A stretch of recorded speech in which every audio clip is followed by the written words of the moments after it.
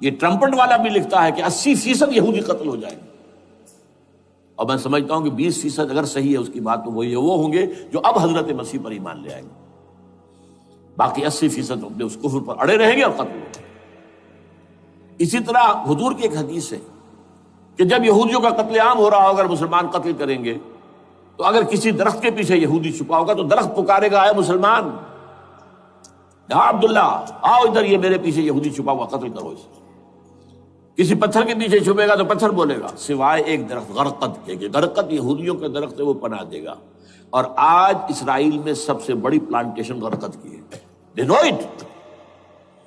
اسی لیے افغانستان، خراسان، یہ افغانستان کا ہارٹ ہے افغانستان۔ اور یہ بھی جان لیجئے ہمارا جو مالاکنڈ سے اوپر کا علاقہ ہے یہ بھی خراسان کا حصہ ہے، اولڈ خراسان، جیسے گریٹر خراسان کہا جاتا ہے ہسٹری میں۔ ایک میں نے ایرانی سے پوچھا تھا اس کے بارے میں، تو اس نے کہا خراسان ہمارا ایک صوبہ ہے۔ میں نے کہا وہ تو مجھے معلوم ہے، جس کا دارالخلافہ مشہد ہے اور یہ ان کا مقدس شہر ہے، وہ تو اسے مکے کی طرح سمجھتے ہیں۔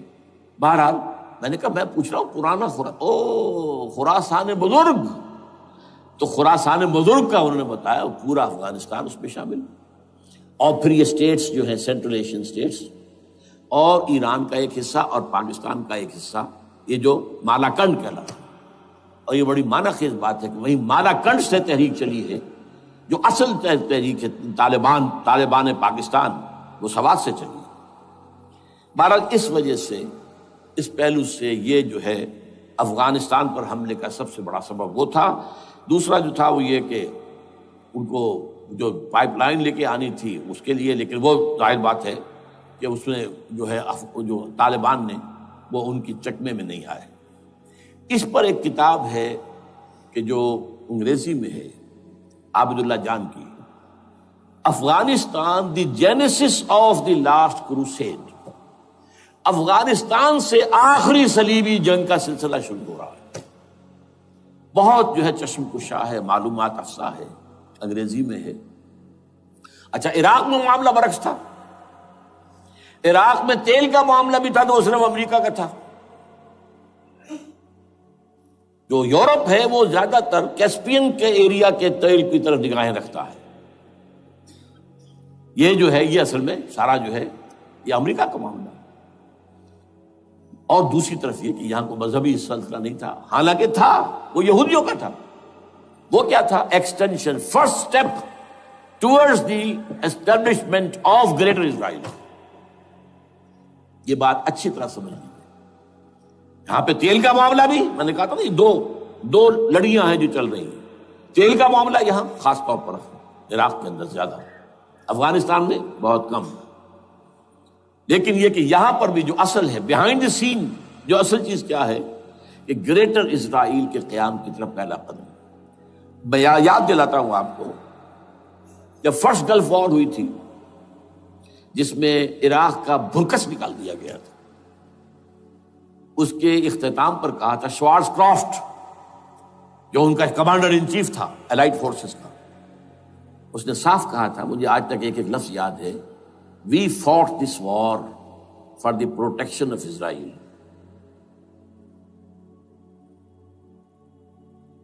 اور اب جو ابھی ہوا معاملہ، جب صدام گرا ہے، اس کا مجسمہ بھی گرا ہے، تو اس کے بعد وہ شخص، وہ بدبخت، وہ خبیث جو ابھی پڑا ہوا کومے میں، شیرون نے کہا تھا ان قریب عراق پر ہماری حکومت ہوگی۔ اور اس سے پہلے تو ہم صرف عراق میں سے یوفریٹس تک کا علاقہ مانگتے تھے، دریائے فرات تک کا۔ اب ہمارا مطالبہ یہ ہے کہ ہم تو در حقیقت دجلہ تک جائیں گے، دجلہ، تاکہ پورا کا پورا جو فرٹائل دو آبا ہے، دجلہ اور فرات کے درمیان کا بہترین علاقہ، وہ سارا ہمارے پاس۔ اس سے آپ اندازہ کر لیجیے کہ یہ دونوں چیزیں جو ہیں دونوں جگہ موجود ہیں۔ وہاں مذہبی زیادہ ہے افغانستان کا، لہذا یہاں بہت بڑی جو ہے کولیشن بن گئی۔ عراق میں تو وہ کولیشن نہیں بن سکی، یورپ بھی ساتھ نہیں آیا، امریکہ had to go it alone, اسے کرنا پڑا ہے۔ زیادہ سے زیادہ کوئی ٹوکن، آسٹریلیا کا کوئی ٹوکن معاملہ، جو ہے وہ برطانیہ کا کچھ شاید ٹوکن ٹائپ جو ہے، وہی یہ کامن ویلتھ پرانی جو ہے چلی آ رہی ہے، اس میں شاید کینیڈا کا، باقی تو کوئی نہیں۔ یہ جو آل ورلڈ کولیشن بنی تھی وہ افغانستان کے خلاف کیوں ہے؟ یہاں سے اسلام کی ریسرجنس کا اندیشہ ہے. یخرج من خراسان رایات سود لا يردها شیء حتی تنصب بایلیا. حضور کے زمانے میں ایلیا جو ہے وہ کن کے قبضے میں تھا؟ عیسائیوں کے. اس کے بعد ہمارے قبضے میں آیا، لیکن پھر کروسیڈرز نے ہم سے لے لیا تھا، اور 88 برس وہ عیسائیوں کے پاس رہا، 1099 عیسوی سے لے کر 1187 تک. اب پھر یہود کا قبضہ ہے. پہلے عیسائیوں کا تھا، اب یہود کا. اب ان سے لینا واپس. پہلی مرتبہ بھی عرب نہیں لے سکے تھے، کھونے والے عرب تھے، واپس لینے والا کرد تھا، صلاح الدین ایوبی رحمۃ اللہ علیہ. اب بھی کھونے والے عرب ہیں. مصر اور شام اور اردن تینوں کا مقابلہ کیا اس نے، اسرائیل نے، اور قبضہ کیا پورے ویسٹ بینک پر، گولان ہائٹس پر، سینائی پیننسولا پر، اور یہ کھو دیا ہم نے اپنے ہاتھ سے.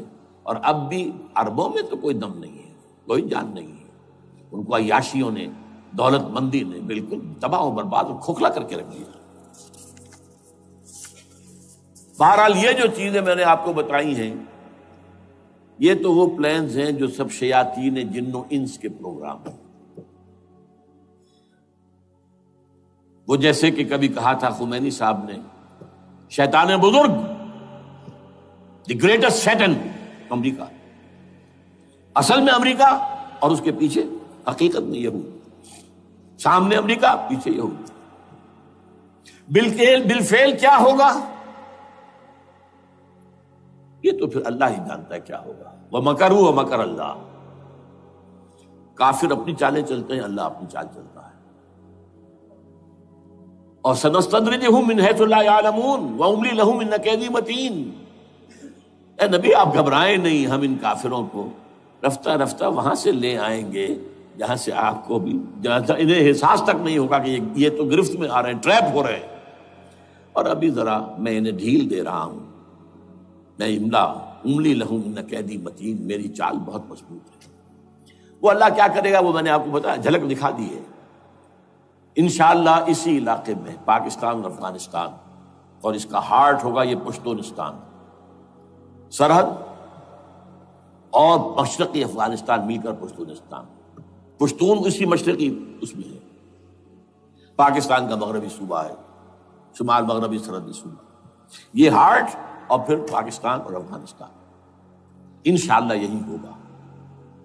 اور پھر یہ کہ یہاں سے فوجیں جائیں گی جو حضرت مہدی کی حکومت جمائیں گی عرب کے اندر.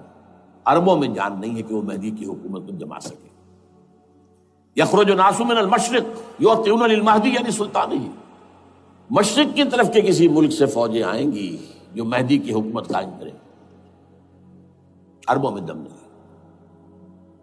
بہرحال ہوگا کیا وہ میں نے کہا کہ یہ تو اللہ کے ہاتھ میں ہے.